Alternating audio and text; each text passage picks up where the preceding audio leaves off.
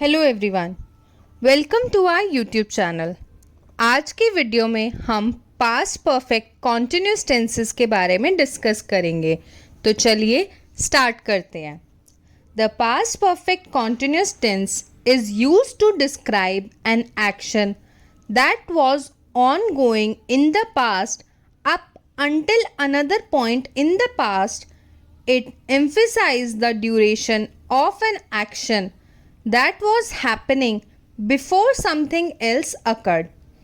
Past perfect continuous tense का use उस काम के लिए किया जाता है या उस क्रिया के लिए यूज़ किया जाता है जो पास्ट में किसी एक स्पेसिफिक पॉइंट पर चल रही थी और उसकी ड्यूरेशन, उसके टाइम पे इसमें हम जोर देते हैं जो कुछ और घटित मतलब कुछ और होने से पहले हो रही थी।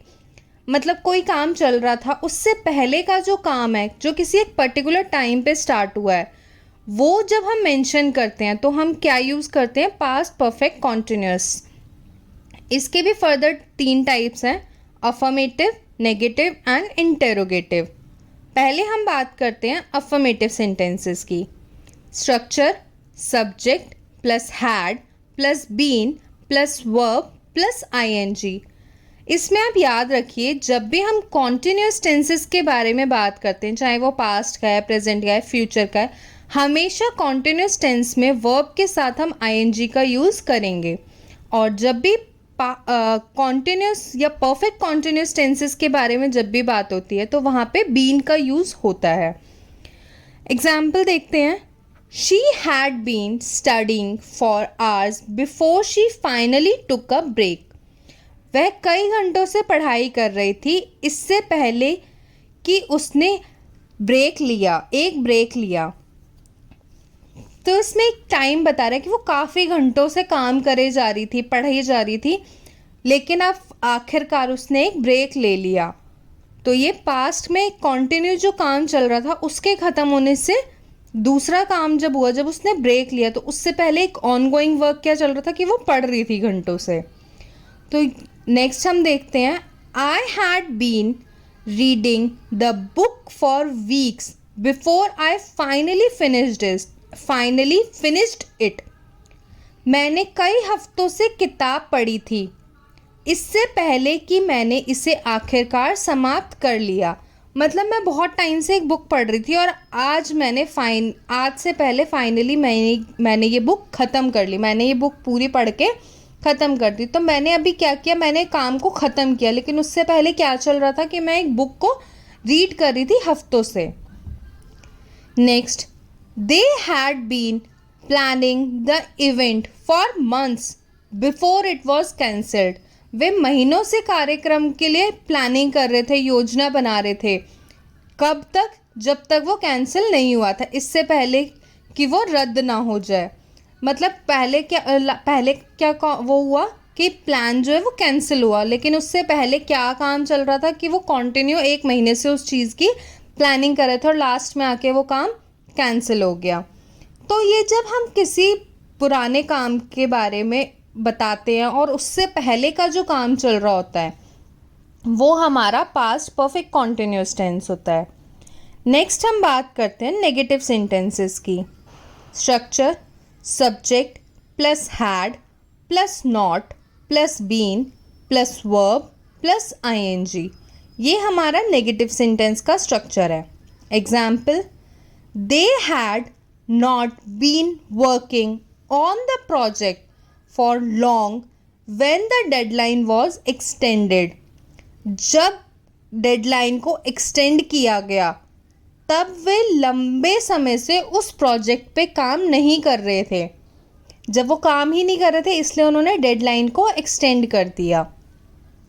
Next, he had not been feeling well before the doctor arrived. Doctor के आने से पहले वह ठीक महसूस नहीं कर रहा था, इसलिए डॉक्टर के पास गया। तो जब डॉक्टर आया तो उससे पहले क्या उसको अच्छा फील नहीं हो रहा था।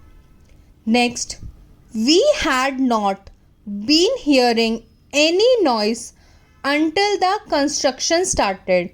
जब तक कंस्ट्रक्शन शुरू नहीं हुई थी तब तक हमें कोई शोर नहीं सुनाई दे रहा था, मतलब कोई नॉइस नहीं थी, यहाँ पे हम शांति से बैठे हुए थे।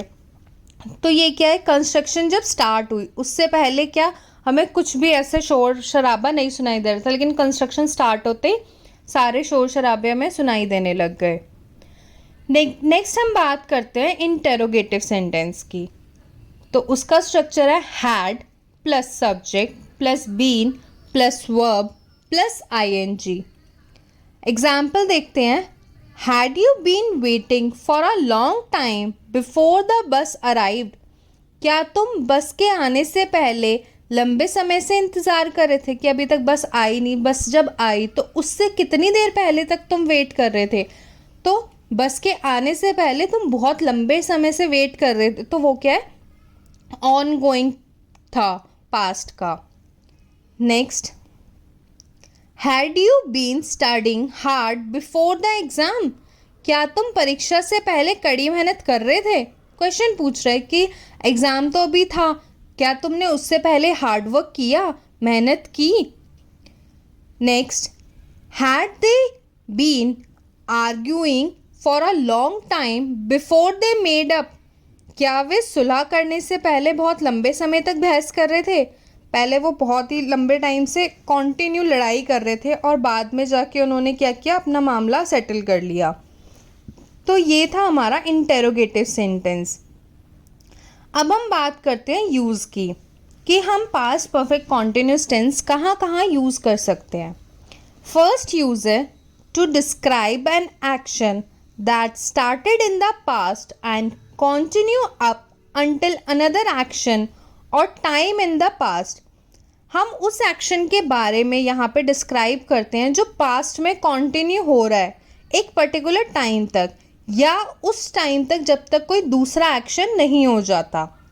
Example, he had been living in the city for 5 years before he move to the country side.